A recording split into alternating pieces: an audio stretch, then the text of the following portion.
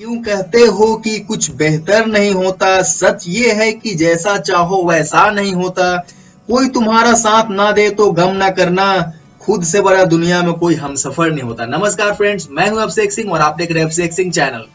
ये शेर बोलने का मेरा बस एक ही मकसद है कि आप भी अगर कुछ कर गुजरना चाहते हैं अपने इस लाइफ में, छोटी सी जिंदगी, इसमें सब कुछ कर लेना है। अगर आप भी अपने नौकरी का तलाश कर रहे हैं, अपने व्यवसाय का तलाश कर रहे हैं, तो मैं आपको आज एक ऐसा आइडिया दूंगा जिसको करके आप अपने लिए तो बनेंगे ही, साथ में दूसरों के लिए प्रेरणा का स्रोत बन जाएंगे। तो आपके पास ना ज्यादा जमीन की जरूरत चाहिए, इसमें ना ज्यादा पैसे की जरूरत चाहिए। बस चाहिए तो आपके हुनर की, आपके लगन की, आपके मेहनत की और थोड़ी सी जानकारी जो मैं अभी इस वीडियो में दे दूंगा। तो जो भी मेरा वीडियो होने वाला है उसको बिल्कुल स्किप मत कीजिए, लास्ट तक देखिए, आपको पूरी जानकारी मिल जाएगी और आप इस लायक हो जाएंगे कि आप अपना कुछ स्टार्ट कर पाए। तो चलिए फ्रेंड्स, इस वीडियो को हम लोग जल्द से जल्द शुरू करते हैं।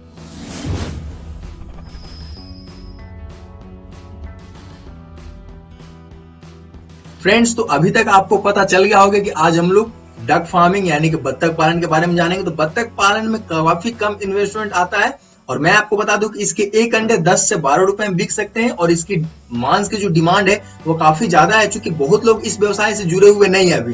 तो आपके लिए एक अच्छा मौका हो सकता है कि आप इस व्यवसाय को शुरू करके अभी का जो समय है उसका लाभ आप उठा सकते हैं।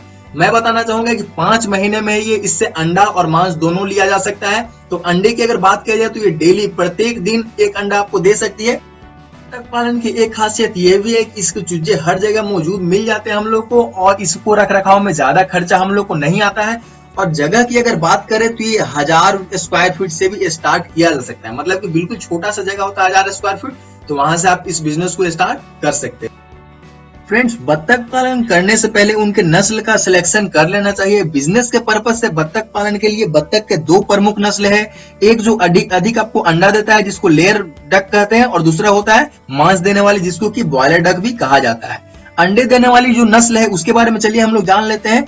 इंडियन रनर इसका नाम है। ये मीडियम आकार के होते हैं और इसकी गर्दन पतली होती है, ठीक है, उसका गर्दन थोड़ा सा पतला होता है। ये 6 मंथ में अंडा देने लगता है। 6 मंथ में, जैसे मैंने बोला 5-6 महीने में अंडा देना स्टार्ट करेगी, तो वैसे ये 6 मंथ में अंडा देना स्टार्ट करने लगेगी। ये व्हाइट कलर, ब्लैक कलर और लाइट येलो कलर और ब्राउन कलर में पाए जाते हैं। जो कि लेयर होते हैं वो कलरफुल होते हैं। अगर बात की जाए अंडों की तो ये आपको 250 से 300 प्रति वर्ष आपको अंडे ये मुहैया करवा सकती है। अगर दूसरी नस्ल की बात किया जाए तो उसका नाम है कैंपबेल। यह नस्ल की जो बॉडी होता है वो थोड़ा चौड़ा होता है और इसका जो रंग होता है वो सफेद भी होता है और काले रंग भी होता है। ये आपको 300 प्रति वर्ष के हिसाब से ये अंडे दे सकती है। अब हम लोग बात कर लेते हैं मांस वाले जो ब्रॉयलर प्रजाति है उसके बारे में हम लोग जान लेते हैं। सफेद पेकिन, इनका खास बात ये रहता है कि इनका जो बॉडी रहता है वो चौड़ा रहता है। ये ज्यादा शोरगुल भी मचाते हैं और ये ज्यादा डर जाते हैं, इसलिए इनको सुरक्षित स्थान पर रखना आपके लिए महत्वपूर्ण हो जाता है। दूसरे प्रजाति की बात करें तो राउन हो गया, एलिसबरी हो गया, मॉस्कोवी हो गया, तो बहुत सारी प्रजाति है। तो मेनली जो प्रजाति है उसका नाम मैंने आपको बता दिया है।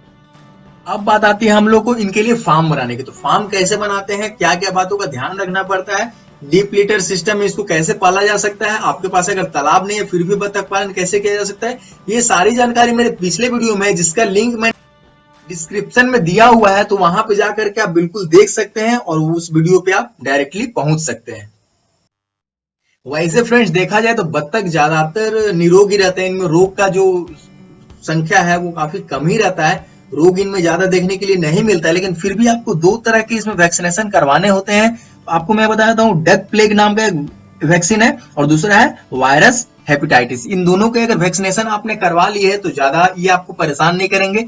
बत्तख होते हैं उनमें ज्यादा रोग नहीं होता है, बशर्ते आप इनके जो छोटे बच्चे रहते हैं उनको अगर ठंड से बचा लिया जाए। उनको आपको एक ये है कि बत्तख जो है पानी में रहते हैं, ऐसा बिल्कुल बात नहीं है। बत्तख बिना पानी के भी रह सकते हैं और जो इनके छोटे छोटे बच्चे होते हैं उनको पानी में जाने से रोके, क्योंकि उनके पास अगर मान लीजिए अगर ये अपने पेरेंट्स के साथ रहते हैं फिर तो वो अपना व्यवस्था कर लेते हैं, ठीक है। लेकिन आप अगर सिर्फ चूजा पाले हैं और फिर वो पानी में चल जाते हैं, फिर वो आते हैं आपके फार्म में वापस आते हैं, तो फिर वहां पे अगर गर्मी का उतना पर्याप्त आपको मात्रा में नहीं दे पाओगे तो उसको निमोनिया हो सकता है और वो उनका मृत्यु हो सकता है। इसलिए आपको जब छोटे रहते हैं बत्तख तो उनको पानी में जाने से आपको रोकना चाहिए।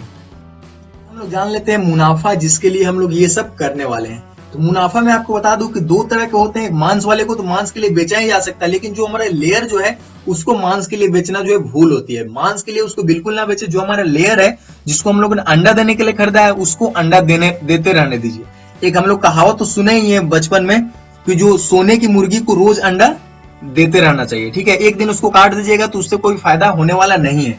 मैं आपको बता देता हूँ कि लोकल मार्केट में अगर बात की जाए इसके अंडे की, तो जैसे कि मैंने बताया शुरुआत में 10 से 12 रुपए इसके अंडे का रेट है, जो कि काफी अच्छा है। अंडों के मुकाबले अगर कंपेयर किया जाए दूसरे अंडों के साथ तो इसका रेट जो है काफी अच्छा है। अगर दर्जन की हम लोग बात किया जाए, अंडे बेसिकली दर्जन में ही मिलते हैं, तो 108 रुपए से लेकर के 130 रुपए तक इसका अंडा जो है वो दर्जन के हिसाब से बेचा जा सकता है। अगर एक बत्तख की बात करें तो वो आपको लगभग 3000 का अंडा दे सकता है। एक बत्तख आपको 3000 का अंडा प्रोवाइड करवा सकता है, तो आप समझ सकते हैं कि आप 100 बर्ड रखेंगे, 500 बर्ड रखेंगे, 1000 बर्ड रखेंगे तो कितना आप मुनाफा कमा सकते हैं। फ्रेंड्स, मुझे लगता है ये जानकारी आपके लिए काफी था। वैक्सीनेशन के बारे में बता दिया, रोग के बारे में बता दिया, उनके फूड कैसा उसके बारे में बता दिया, हाउसिंग के बारे में बता दिया हूँ, उनके नस्ल के बारे में बता दिया। तो मुझे नहीं लगता है और कुछ बाकी बचा है। अगर आपको लगता है कोई टॉपिक बचा है इसमें तो बिल्कुल मेरे कमेंट में कमेंट कीजिए, मैं उस पर वीडियो बनाऊंगा या फिर हो सके तो मैं उसको रिप्लाई कर दूंगा।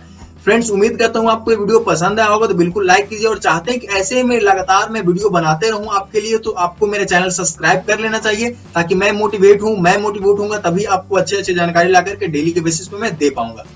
फिर मिलते हैं फ्रेंड्स, तब तक के लिए नमस्कार। मस्त रहिए, तंदुरुस्त रहिए और गरीबों की मदद कीजिए, और हेल्पलेस जो है, जो असहाय है, उनकी बिल्कुल मदद कीजिए। भगवान आपका मदद जरूर करेंगे। धन्यवाद, नमस्कार, जय हिंद, वंदे मातरम।